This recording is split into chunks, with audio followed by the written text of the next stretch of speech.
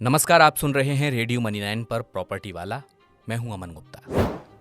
हाल ही में रिटायर हुए देवेंद्र शर्मा जी इन दिनों फुर्सत के पल बिता रहे हैं।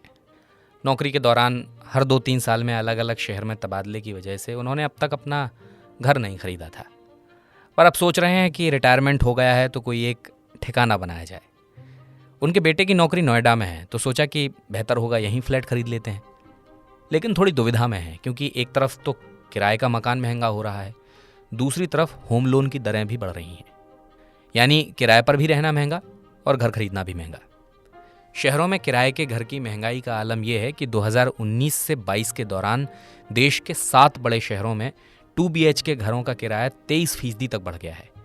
कोरोना के बाद घरों से काम करने वाले लोग चूंकि फिर शहरों में लौट आए हैं और खाली मकानों की डिमांड बढ़ गई है, और इस बढ़ी हुई डिमांड की वजह से घरों के किराए बढ़ रहे हैं। 2019 के दौरान दिल्ली से सटे नोएडा में 2 BHK के घर का किराया औसतन 15,500 रुपये हुआ करता था, पर अब ये बढ़कर 19,000 रुपये हो गया है। देश के दूसरे बड़े शहरों में भी घरों के किराए में इसी तरह की बढ़ोतरी देखने को मिली है। तो किराया तो महंगा है ही, प्रॉपर्टी के दाम भी आसमान छू रहे हैं। साल 2022 में बड़े शहरों की प्रॉपर्टी की कीमतों में औसतन 6% का उछाल आया है। जो घर 2021 में 5,826 रुपये प्रति वर्ग मीटर के दाम पर मिल रहा था, उसकी कीमत एक साल के भीतर ही 6,150 रुपये प्रति वर्ग मीटर हो गई। इसमें भी गुरुग्राम और बेंगलुरु ये ऐसे 2 शहर हैं जहां दाम पिछले 5 सालों में सबसे ज़्यादा बढ़े हैं।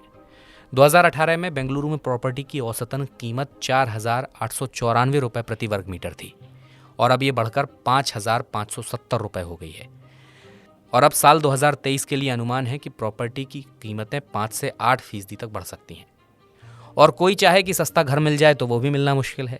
इस बारे में हमने आपको पहले भी बताया था। और अब हरियाणा सरकार ने भी 2 शहरों में किफ़ायती घर मुहैया कराने वाली दीनदयाल योजना को स्थगित कर दिया है। ये 2 शहर हैं गुरुग्राम और फरीदाबाद। दरअसल इन शहरों में ज़मीन बहुत महंगी है, जिस वजह से ये आम आदमी की पहुँच से बाहर है। और मकान लेने की मुश्किलें तो आप जानते ही हैं। अक्सर ही बिल्डर घर का पोजीशन देने में देर लगा देते हैं, या कई बार प्रोजेक्ट अधूरा पड़ा रहता है तो लोगों का पैसा फंस जाता है। पर अब महाराष्ट्र में प्रमोटर्स प्रोजेक्ट्स का रजिस्ट्रेशन कैंसिल करा सकेंगे। अगर कोई भी प्रमोटर फंड की कमी या दूसरी बताई कुछ वजहों से समय पर किसी प्रोजेक्ट का निर्माण पूरा नहीं कर पा रहा है तो वो उसका रजिस्ट्रेशन कैंसिल करा सकता है। और इसमें एक और प्रावधान ये भी है कि अगर प्रमोटर चाहे तो सिर्फ उस हिस्से का रजिस्ट्रेशन कैंसिल करा सकता है जिसका निर्माण पूरा नहीं हुआ है। लेकिन ऐसा तभी हो पाएगा जब उस प्रोजेक्ट में किसी भी व्यक्ति को घर अलॉट न किया गया हो। जिन प्रोजेक्ट में बुकिंग हो चुकी है उनका रजिस्ट्रेशन तभी खत्म किया जा सकेगा जब खरीदारों के दावों का निपटान किया जा चुका हो। फिलहाल प्रॉपर्टी वाला में बस इतना ही। इस बुलेटिन को तैयार किया था हमारी साथी आंचल चौधरी ने। मैं हूं अमन गुप्ता। मनी 9 के स्पेशल और एक्सक्लूसिव शोज देखने सुनने के लिए आप मनी 9 का ऐप जरूर डाउनलोड कर लीजिए। चलता हूं, फिर होगी मुलाकात। नमस्कार।